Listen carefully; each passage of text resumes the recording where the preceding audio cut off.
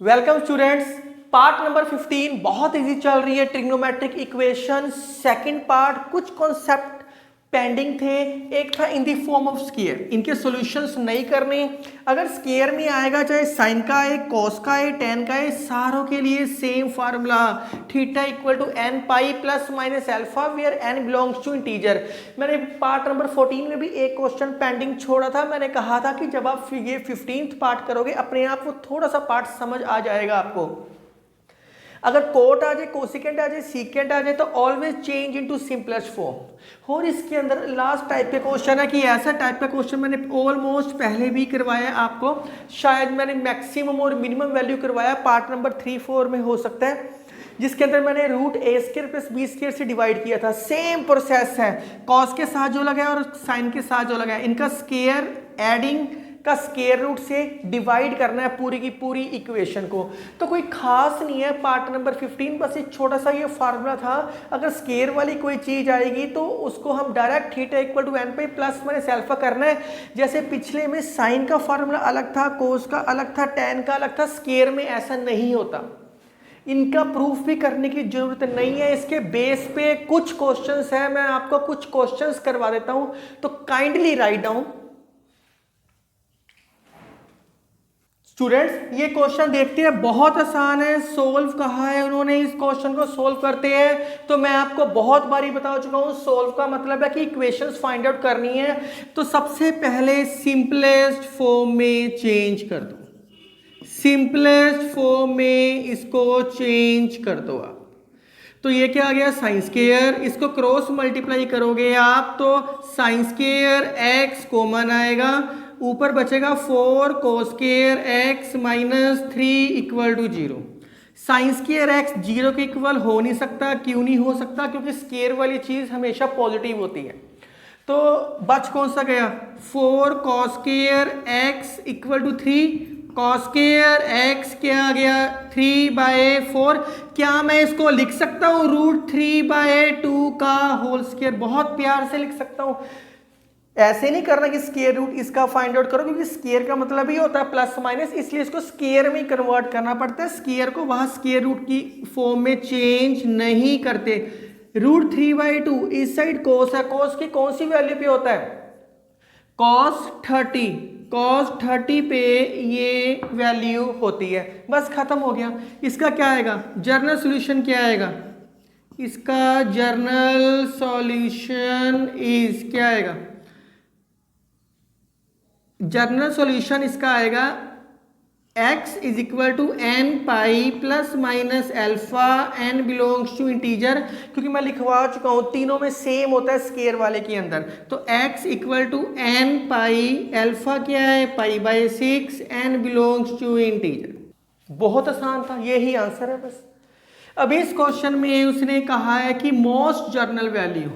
अब इनको अलग अलग सोल्व करना पड़ेगा। अलग अलग सोल्व करते हैं। Sine theta is equal to -1/2। यह क्या है, साइन 1/2। साइन की कौन सी वैल्यू पे होता है, साइन पाई/6। माइनस को अंदर ले जाओ आप, sine theta equal to sine -पाई/6। तो जर्नल सोल्यूशन क्या आ गया इसका, theta is equal to N pi plus minus 1 की पावर एन अल्फा। यही आपको मैंने बहुत बारी लिखवा चुका हूं। अगली वैल्यू क्या है, tan theta is equal to -1/√3। 1/√3 tan की कौन सी वैल्यू पे होता है, 1/2√3/2, 1/√3। ये भी 30 पे होता है, पाई/6। इसके अंदर भी माइनस को अंदर लेके जा सकते हैं, सिर्फ कॉस में लेके नहीं जा सकते। उसके लिए पाई माइनस थीटा करना पड़ता है। तो इसका जर्नल सोल्यूशन क्या आएगा, theta is equal to N pi plus minus alpha, N belongs to integer. अब आपके दिमाग में आएगा सर मोस्ट जर्नल वैल्यू का क्या मतलब।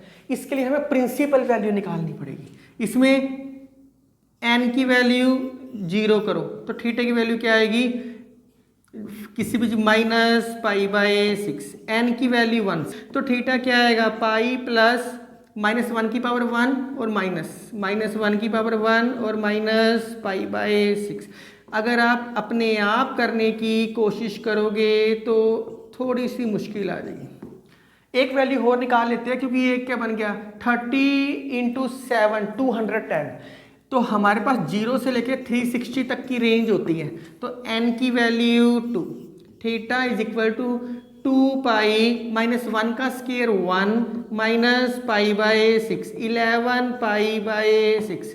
तो 30 इंटू 11 330, ये भी इसके बीच में आ रहा है। एक्चुअली में इस क्वेश्चन में 3 वैल्यूज पुटिंग होगी, इसके बाद पुटिंग नहीं हो सकती, करोगे तो वो 360 से बाहर आएगा। ये मैं क्या निकाल रहा हूँ, प्रिंसिपल वैल्यू।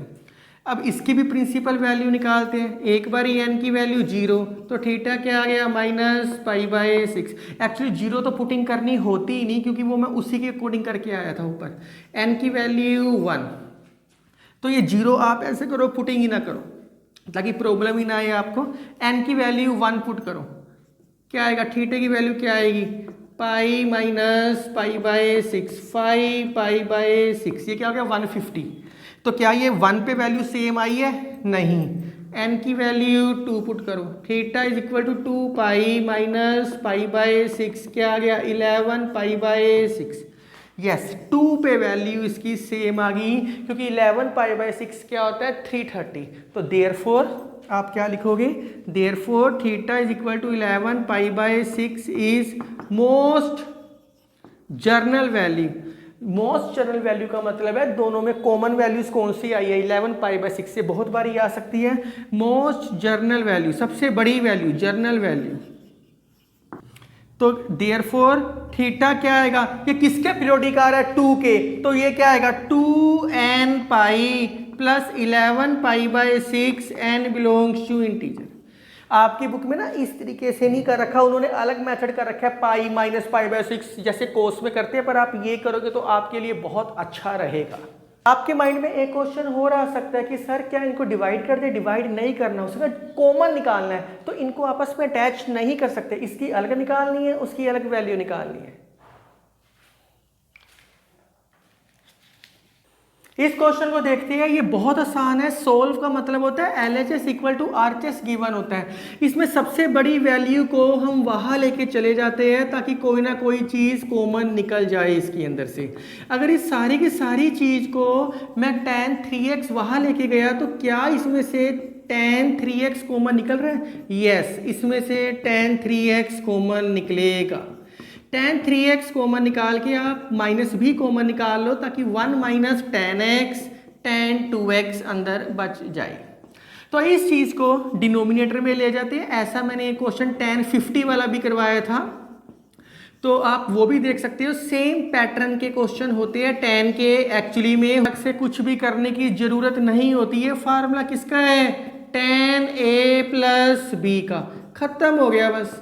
ये अंडरस्टैंडिंग थी, कुछ भी नहीं था क्वेश्चन में। tan 3x minus tan 3x इस साइड आके प्लस का बन जाएगा और 2 tan 3x equal to 0, tan 3x equal to 0।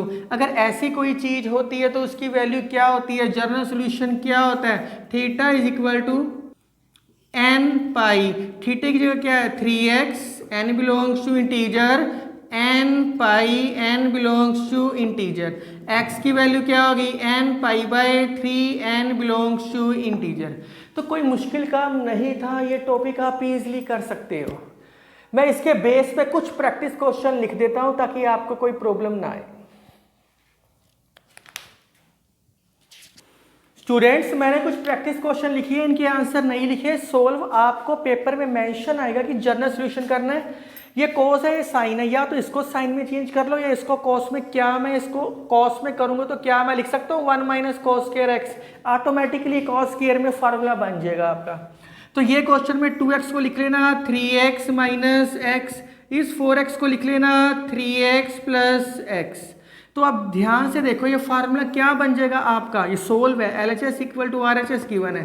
तो sine A minus B, sine A plus B, sine square A minus sine square B. तो ये ऑटोमेटिकली फार्मूला बन जाएगा आपका, मल्टीप्लाई करके कॉमन निकालना, इजीली सोल्व हो जाएगा। तो कोई मुश्किल काम नहीं था, जितना भी मैंने ये काम कराया ट्रिग्नोमेट्री का। पार्ट नंबर 16 में मैं कोशिश करूंगा कि मैं बेसिकली बहुत आसान है, वो रिलेशन है इनका। तो मैं बहुत सिंपल से फार्मूलेज है वो मैं सिर्फ फार्मूले लिखने की कोशिश करूँगा, ताकि क्वेश्चन आप अपने आप किसी भी बुक से सोल्व करो, सारे सोल्व हो जाएगी। जितना काम मैंने करवाया, आप क्वेश्चन सोल्व करने बैठो, आपसे सारे क्वेश्चन सोल्व हो जाएंगे। तो इस वीडियो में इतना ही। Thank you, take care.